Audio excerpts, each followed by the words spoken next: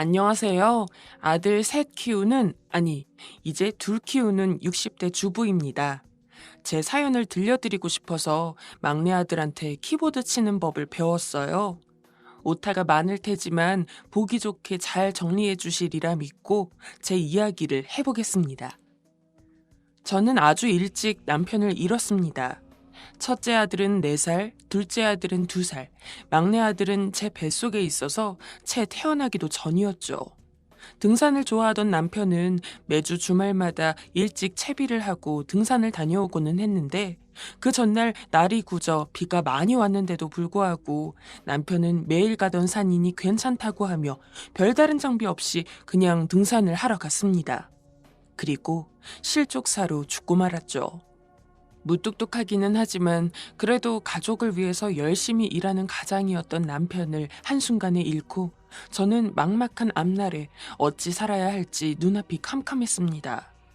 저와 같은 나이대인 여성분들은 다 아시겠지만 그때는 지금처럼 여자가 깊이 공부를 하기가 힘든 시절이었고 결혼을 하면 남자들은 바깥일, 여자들은 집안일이라는 인식이 견고해서 돈을 버는 일은 남편들의 몫이었죠. 저도 배운 거 하나 없이 설거지, 청소, 빨래, 요리만 할 줄 알았던지라 아무것도 할 줄 모르는 몸으로 덩그러니 어린 아들 셋만 남은 그 상황을 어떻게 이겨내야 할지 몰라서 아들들 몰래 눈물을 훔친 적도 여러 번이었습니다. 하지만 그렇다고 해서 엄마인 제가 좌절한 상태로 허송세월을 보낼 수는 없었죠. 시골에서 살았던 저는 근처 이웃들의 도움을 받아서 농사를 하고 농작물을 장에 내다 팔면서 간신히 아들 셋을 키워내고 있었습니다. 절대 순탄치 않은 나날이었지만 아이를 키우는 엄마는 세상에서 제일 강하다고들 하죠. 저 입을 거, 저 먹을 거 한 푼이라도 아끼고 모으니 어떻게든 내 식구 살아갈 정도는 되더라고요. 하지만 안타깝게도 최소한의 의식주를 제외하고는 모든 아들들에게 골고루 공부를 시킬 형편은 안 되어서 가장 나이가 많은 첫째에게만 지원을 해줄 수밖에 없었습니다. 문제집도 비싸고 아주 좋지는 않아도 대강 뭐라도 가르쳐줄 만한 학원을 보내려고 알아보니 한 달 학원비가 저희 네 가족 생활비랑 맞먹으려고 드니 도저히 새 아들을 다 챙길 수가 없더군요. 첫째는 물론 둘째와 막내도 공부에 관심이 있던지라 엄마가 돼서 아들 하고 싶은 공부 하나도 제대로 지원 못 해준다는 게 너무도 미안했습니다. 하지만 무리를 하고 싶어도 더 이상 할 수가 없어서 애써 그 미안함을 외면하고 첫째 하나에게만 집중한 결과 첫째는 시험을 보는 첫 해에 바로 의대에 입학을 하게 되었습니다.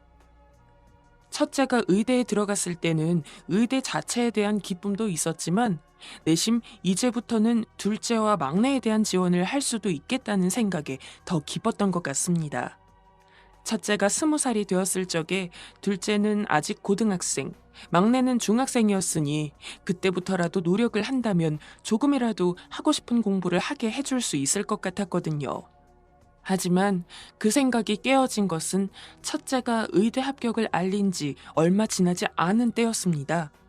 바보 같게도 입학을 하면 모두 끝난 것이라고 생각했지만 아직 등록금이 남아있던 거죠. 게다가 의대는 매 학기 학비도 일반 대학들과 달리 비싼 편에 속했기 때문에 오히려 그 전보다 더 둘째나 막내 아들을 챙겨줄 여력이 없었습니다. 그래도 어떻게든 해보려고 농사도 더 많이 하고 장에도 열심히 나갔지만 결국 대학에 보낸 것은 첫째뿐 둘째와 막내는 대학까지 보내주지 못했습니다. 시간이 많이 지난 지금 생각해도 정말 천추의 한이네요. 조금이라도 더 풍족한 집에 태어났다면, 능력 있는 엄마를 만났다면 둘째도 막내도 자기 하고 싶은 공부 마음껏 하면서 의대 간 첫째처럼 자기 나름대로의 길을 찾을 수 있었을 테니까요. 그래도 내심 저는 첫째가 둘째와 막내를 잘 챙길 거라고 생각하며 애써 그 죄책감을 떨쳐버렸던 것 같습니다. 첫째를 돌보느라 둘째와 막내의 공부에 신경을 못 쓴 것이니 첫째가 그 마음을 잘 헤아릴 것이라 여겼죠. 아들 셋 둔 엄마로서 장남에게 바라는 무리한 욕심이긴 했지만요. 그렇게 시간이 흐르고 흐른 뒤 첫째는 무사히 의대를 졸업했습니다. 그리고 서울로 완전히 올라가서 큰 종합병원의 의사로서 제 몫을 다해 살아가고 있었죠. 아픈 손가락이던 둘째와 셋째는 저를 도와서 함께 농사를 하고 장에서 물건을 팔았습니다. 사실 첫째가 의대를 졸업하고 나서는 둘째와 막내한테 혹시 지금이라도 하고 싶은 공부가 있으면 하렴. 엄마가 어떻게든 도와주마. 라고 했었어요. 하지만 둘째와 셋째는 농사 짓는 것도 체질에 맞고 너무 행복하다면서 지금처럼 엄마 일 도우면서 사는 게 좋아요. 라고 말하더군요. 순간 주책맞게 눈물이 날 뻔한 걸 꾹 참았습니다. 아무튼 이해심 깊고 마음 착한 둘째와 막내와 밤낮 없이 일하면서도 가끔 멀리 있는 첫째 생각이 나더라고요. 둘째와 막내는 매일같이 얼굴을 보지만 첫째는 아예 서울에 가 있으니 얼굴을 볼 일이 거의 없으니까요. 첫째는 일이 바빠 자주 연락을 하지는 못했지만 그래도 간혹 연락이 되어 잘 있냐고 물으면 환자가 많아서 눈코 뜰 새도 없이 바쁘다고 하여 어미로서 내심 안심했습니다. 그래도 자기 몫은 잘 하고 살고 있는 것 같아서요. 그러던 어느 날 첫째가 오랜만에 먼저 연락을 하더군요. 아이고 우리 아들 웬일로 엄마한테 전화를 다 걸었어? 늘 제가 먼저 전화를 해야 간신히 통화가 닿았던지라 저는 첫째가 먼저 전화를 걸어주는 것만으로도 너무 기뻐 웃으며 물었습니다. 그러자 첫째는 결혼하고 싶은 사람이 있는데 다음 주 주말에 인사드리러 갈게요. 라고 하더라고요. 결혼 적기에 가까운 나이이기는 했지만 평소 아들들한테 결혼에 대해서 한 번도 물어본 적도 없고 강요를 하는 편도 아니었기에 너무 갑작스러웠던지라 엄청 놀랐습니다. 그래도 첫째가 바쁘게 일하면서도 마음에 맞는 여자를 만났다니 기분이 좋았죠. 주말 아침 아들이 거의 도착했다는 소식에 부랴부랴 일어나서 준비해둔 국을 한 번 더 덮이고 상차림도 괜히 매만지면서 혹시 부족한 게 없는지 계속 살폈습니다. 이 정도면 예비 며느리 맞이하는 것 치고는 훌륭하게 준비된 것 같아서 조금 긴장되는 마음으로 기다린 지 10분쯤 되었을까요?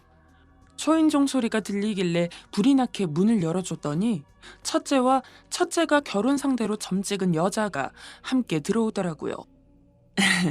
먼 길 오느라 힘들었죠? 반가워요. 하고 인사를 하니 저희 집을 몇 번 두리번 거리더니 인상을 확 찌푸리더라고요. 그리고는 아, 네. 하고 인사 같지도 않은 인사를 하는데 순간 너무 부끄러웠습니다. 딱 봐도 좋은 집에서 귀티나게 자란지라 이런 시골까지는 와본 적도 없는 것 같더라고요. 집안에 손 하나 가져다 대는 것도 굉장히 싫어하고 다 같이 앉아서 밥을 먹을 때도 숟가락이랑 젓가락이 깨끗한지 하나하나 살펴보면서 밥을 먹는 둥 마는 둥 하고 그걸 보고 있자니 자존심이 상했지만 한편으로는 첫째에게 미안한 마음이 들었습니다. 아무리 첫째에게 열심히 지원을 해줬다고 해도 부족함이 없었던 건 아닌지라 늘 가슴 한켠에 짐이 있었는데 혹시 저희 집이 그리 잘 살지 못하는 것 때문에 결혼을 못하는 건 아닐까 하는 걱정이 됐거든요. 하지만 다행히도 첫째는 무사히 결혼을 해서 살림을 꾸릴 수 있었습니다.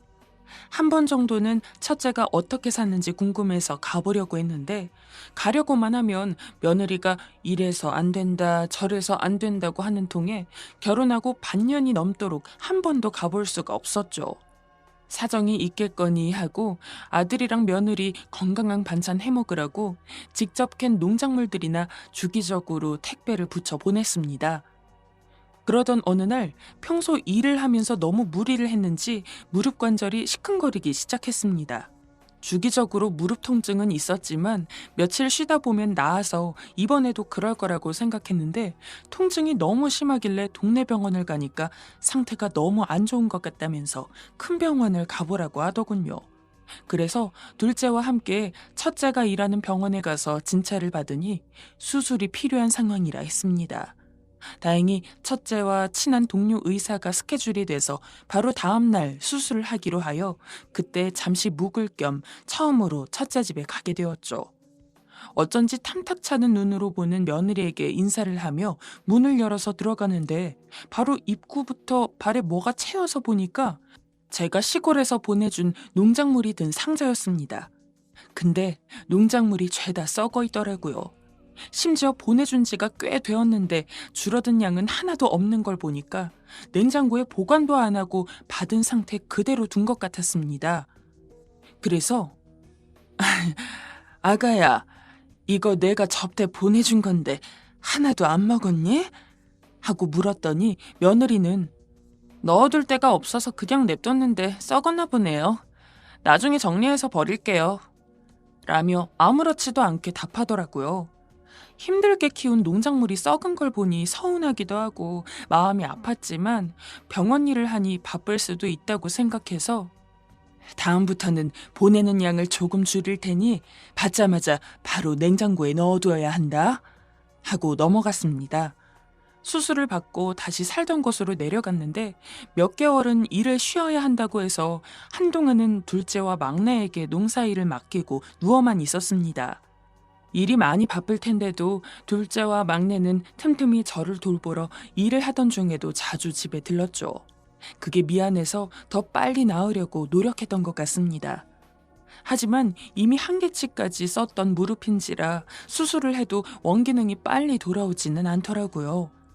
무리를 하면 더 덧나니 쉬는 동안에는 거의 방 안에 누워서만 지냈습니다. 그러다 보니 원래는 평균 체중을 유지하던 몸이 순식간에 불었습니다. 그래도 다시 예전처럼 움직이면 금방 빠질 거라고 생각하고 가만히 있기를 3개월쯤 했을까요? 이제 슬슬 움직여도 괜찮을 것 같다는 생각에 둘째와 막내의 만류에도 불구하고 몸을 일으켜서 다시 농사를 시작했는데 일주일이 채 되지 않아서 관절 수술을 했던 무릎이 또 시큰거리기 시작했습니다. 놀라서 다시 일을 멈추고 쉬었지만 통증이 이어지더라고요. 하는 수 없이 첫째에게 전화를 해서 이제 일을 해도 괜찮을 것 같아서 다시 일을 했는데 또 무릎이 아프다 라고 했더니 엄마, 내가 일 좀 쉬라고 했잖아요. 수술한 지 얼마나 됐다고 벌써 일을 해요. 아, 진짜 안 그래도 신경 쓸 거 많은데. 알았으니까 일단 나중에 병원 와봐요. 라며 화를 내는 통에 미안하다고 거듭 사과하며 전화를 끊었습니다. 그리고 이후 병원에 들러보니 재수술을 해야 한다고 하더라고요. 수술 전까지 입원을 해야 해서 이번에도 어쩔 수 없이 첫째 아들 내에 하루 묵게 되었습니다. 다리가 아프다고 해도 가만히 앉아있기가 좀 그래서 일어나 보려고 해도 며느리도 첫째도 신경질적으로 움직이는 게 더 방해된다고 하니 저는 꼼짝없이 방에만 있었죠. 그렇게 저녁까지 시간이 흘렀습니다.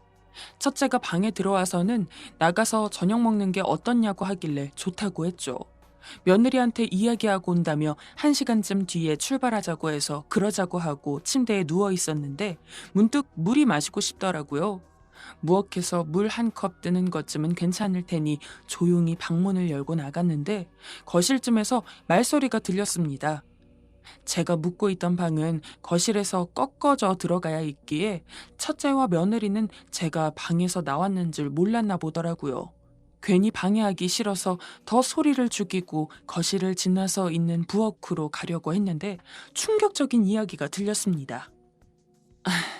여보, 내가 이런 말은 안 하려고 했는데 진짜 솔직히 어머니 차림도 좀 그렇고 살도 엄청 찌셔서 누가 볼까봐 쪽팔려.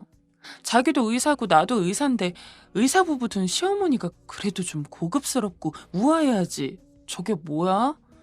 그냥 시골 아줌마 같잖아. 알았어. 화내지 말고. 그리고 어머니 오는 날도 좀 없었으면 좋겠어. 눈치 보이게 이게 뭐야? 나 외식 좋아하는 거 자기도 알잖아. 근데 어머니 때문에 마음 놓고 외식도 못하고. 수술 때문에 어쩔 수 없이 오는 거니까 좀만 참자. 이제 더 오실 일 없을 거야. 응? 오늘은 그냥 시켜 먹고 외식은 엄마 가고 우리 둘이 오붓하게 하자. 내가 근사한 레스토랑 예약해둘게. 손이 벌벌 떨려서 갈증은 온데간데 없이 사라지고 혹시나 들킬까 황급히 방으로 들어왔습니다. 살면서 참으로 힘든 일 많았지만 그렇게 서럽고 비참한 감정을 겪을 만한 일은 아마 제 평생 두 번 다시 없을 겁니다. 일찍 남편을 잃고 억척스럽다는 이야기까지 들어가며 어떻게든 내 자식만이라도 잘 키우려고, 심지어 첫째는 둘째와 막내에 대한 미안함까지 애써 외면해가며 제 모든 걸 쏟아부어서 키운 자식인데 며느리의 오만방자한 말을 꾸짖기는커녕 동조하고 달래는 데만 애를 쓰는 것을 보니 이래서 자식 새끼 키워봐야 소용없다는 소리가 나오는 거구나 싶었습니다. 당장이라도 화를 내고 싶었지만 꾹 참고서 수술을 받고 다시 시골로 내려갔습니다. 그리고 더 이상 제가 먼저 연락하지 않았죠. 사실 그때까지만 해도 만약 첫째가 살뜰하게 제 건강이라도 걱정해주고 가끔씩이라도 전화를 해줬다면 당시에 서러웠던 감정도 금방 잊었을 겁니다. 미우나 고우나 제 배 아파 낳은 자식이고 이제 결혼을 한 이상 어미의 손은 떠난 것이나 다름없으니 자기 아내가 제일 소중할 수도 있었을 거라고 생각하면 아예 이해가 안 되는 건 아니었으니까요. 하지만 첫째는 명절에만 간신히 연락을 하고 그런 날이 아니면 단 한 번도 저에게 연락을 하지 않았습니다. 심지어 명절에도 연락이 전부고 하루도 찾아온 날이 없었죠. 심지어 전화를 해도 제 수술한 무릎이라던가 안부에 대해서는 일절 이야기 안 하고 며느리랑 따로 나와서 병원을 개원했다는 등 자기네들 사는 이야기, 힘든 이야기만 구구절절 늘어놓더라고요. 그런 상황에서 첫째와는 다르게 언제나 제 건강 먼저 살피고 저 좋아하는 거 같이 하려고 하는 둘째와 막내를 보는 것만 몇 년을 하다 보니 자연스레 그런 생각이 들었던 것 같습니다. 이제 첫째는 내놓은 자식이나 다름없고 혹여 나에게 뭐 좋은 일이라도 생기면 그건 모두 둘째와 막내를 위한 것이 될 거라고 말이에요. 그렇게 명절에 의무적으로 걸려오는 첫째의 전화도 몇 번을 피하다 보니 이제는 첫째는 명절에도 아예 연락을 하지 않았습니다. 둘째와 막내는 형이 너무 인정머리 없다고 이야기했지만 저는 나는 우리 둘째랑 막내만 있으면 된다 하고 괜찮다고 했죠. 첫째로 인한 서름은 희미해지고 점점 둘째와 막내에게 이제 와서라도 뭐라도 해주고 싶은 마음에 이런저런 고민을 하고 있던 때 갑자기 막내가 땅 이야기를 하더군요. 이야기를 들어보니 군청에서 조상 땅을 찾아주는 것이 생겨 막내가 한번 신청을 해보겠다면서요. 제가 어렸을 적에는 친정집이 무척이나 잘 살았었는데 그 이야기를 아들들을 모아놓고 해준 적이 있었던 걸 기억했던 모양입니다. 신청하는데 돈이 드는 것도 아니니 흔쾌히 그러라고 했죠. 물론 그러면서도 기대는 아예 없었습니다. 그리고 얼마 뒤 막내가 그런 걸 신청했다는 것도 잊고 있었을 찰나에 막내가 갑자기 제 방으로 헐레벌떡 뛰어들어오더니 말했습니다. 엄마, 땅이 있대요! 놀라서 막내가 태워주는 트럭을 타고 군청에 가서 들어보니 돌아가신 아버지 앞으로 땅이 있었던 모양입니다. 제 위로는 원래 오빠가 2명이 있었는데 2분 다 이른 나이에 돌아가셔서 아버지의 직계자손은 저뿐이라 저에게 땅이 남겨져 있었던 거고요. 심지어 그 땅이 무려 15억 원의 가치를 한다는 이야기에 저는 너무 놀라 얼떨떨했습니다. 15억 원. 살면서 한 번도 가져볼 일이 없다고 생각했던 금액이 저한테 생기다니. 문서를 받고 집에 돌아와서 가만히 그걸 보는데 문득 눈물이 흘렀습니다. 이 땅을 조금만 더 일찍 알았다면 불쌍한 둘째와 막내도 자기 하고 싶은 공부를 할 수 있었을까 하고요. 이렇게 힘들게 농사일을 짓지 않아도 조금 더 편한 살 길을 찾을 수 있었겠죠. 지금까지는 없는 재력을 억지로 늘릴 수는 없으니 그럴 수 있는 일이야 하며 애써 외면해 왔는데 알고 보니 돌파구가 있던 일이란 걸 안 순간 너무도 큰 허망함이 느껴졌습니다. 하지만 돌이킬 수 없어진 만큼 이제라도 제가 할 수 있는 일을 다 하기로 했죠. 그래서 조금 이르지만 저는 나중에 제가 죽고 없을 적에 남을 아들들에게 남길 유언장을 작성하기 시작했습니다. 물론 오로지 둘째와 막내만을 위한 유언장일요. 땅의 일부를 팔아서 금전적으로 여유가 생겨져 이전보다는 좀 풍족한 삶을 살 수 있었습니다. 둘째는 농사와 관련된 사업을 새로이 시작했고 막내는 여전히 저를 도와서 농사일을 함께 했죠. 막내도 하고 싶은 일이 있는 것 같았지만 홀로 있을 제 걱정을 하는 듯해 이 엄마는 괜찮으니 나중에라도 네가 정녕 하고 싶은 것이 생기면 언제든지 시작해도 된다. 엄마는 우리 막내랑 둘째를 못 챙긴 게 아직까지도 한이 돼. 내 걱정해주는 건 고맙지만 너도 네 삶을 살아도 된단다. 하고 이야기해주니 그래도 제 곁에 있겠다고 하면서 한편으로는 마음이 많이 편해진 얼굴을 하더군요. 그렇게 더할 나위 없이 행복한 나날이 지속되던 때 몇 년간 연락이 없던 첫째 아들에게 전화가 왔습니다. 무슨 일인가 하고 받아보니 며느리와 따로 나와서 개업한 병원이 거의 망하기 직전이라 둘째에게 돈을 빌리기 위해서 연락을 했나 보더라고요. 그의 둘째는 액수 자체는 문제가 안 되지만 내 사업은 다 엄마 덕분에 할 수 있었던 거야. 엄마를 챙기기는커녕 연락도 한 번 안 한 형한테 돈을 빌려주는 건 엄마를 배신하는 것 같아서 못하겠어. 그러니까 형이 엄마한테 직접 돈을 빌려달라고 부탁해. 그 정도 돈이면 엄마도 빌려줄 수 있을 테니까. 라고 말하는 통에 저한테까지 전화를 한 모양이더라고요. 둘째의 심성에 감격하는 한편 첫째의 이기심에 대해서는 한숨만 들끓었습니다. 그래서 내가 먹고 죽을 만큼 돈이 많아도 너한테 갈 돈은 한 푼도 없을 테니 그런 줄 알아라. 하면서 일방적으로 전화를 끊었습니다. 몇 번 더 연락이 오는 것도 안 받았기에 포기할 줄 알았는데 대뜸 며느리와 함께 저희 집을 찾아오더군요. 엄마, 그동안 연락도 안 하고 잘 못 챙겨드려서 미안해요. 한 번만 봐주세요. 어머니, 저도 정말 잘못했어요. 이제 자주 연락도 하고 어머니 극진히 모시도록 할게요. 네? 순간을 모면하기 위한 말이라는 건 바로 알았습니다. 그렇게 절 생각하는 마음이 있었다면 제가 집에 있을 때 그런 식으로 모멸감을 줄 만한 이야기를 속닥거리지도 않았을 테고 저와 마주했을 때 귀찮다는 기운을 풍기지는 않았겠죠. 너무 오래전에 연을 끊었다고 생각해서 그런지 저와 꼭 닮은 얼굴을 봐도 아들이라는 생각이 들지 않았습니다. 그냥 남 같았죠. 그래서 더욱 단호하게 이야기했습니다. 너 이미 몇 년 전부터 내 아들 아니었다. 내 아들은 오직 2명뿐이야. 그러니 연고도 없는 나한테 와서 돈 빌려달라고 애걸복걸하지 말고 네 살 길은 너 알아서 찾아라. 그리고 변호사한테 미리 공증을 받아둔 유언장까지 보여주었죠. 바로 둘째와 막내한테 제 전 재산을 똑같이 나눠준다고 써둔 내용의 유언장을요. 첫째와 며느리는 계속해서 용서를 빌었지만 저는 더 이야기할 가치가 없다고 생각해서 내보내고 둘째와 막내에게도 이제 첫째는 내 아들이 아니니까 혹여나 연락이 와도 절대 받지 말아라 라고 말했습니다. 솔직히 가끔 생각이 나기는 합니다. 자식 새끼를 내 손으로 스스로 내칠 일이 있을 거라고는 상상도 못했으니까요. 하지만 꼭 필요한 일이었다고 생각하기에 후회하지 않습니다. 어려운 형편에 동생들 희생해가며 혼자 의대 보내 졸업까지 시킨 것만으로 제가 할 수 있는 노릇은 다 했다고 생각해요.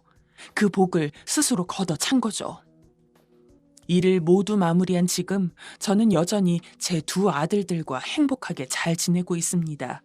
흔히 부모의 사랑은 무조건적이라고 하지만 만일 그 지고지순한 사랑을 모르는 자식이 있다면 꼭 품고 살지는 않아도 되는 것 같아요. 제 이야기가 어떠셨을지는 모르겠네요. 하지만 어떤 감상을 느끼셨던 모두 지금 곁에 있는 가족들과 충분히 행복한 시간을 함께 하셨으면 좋겠다고 생각합니다.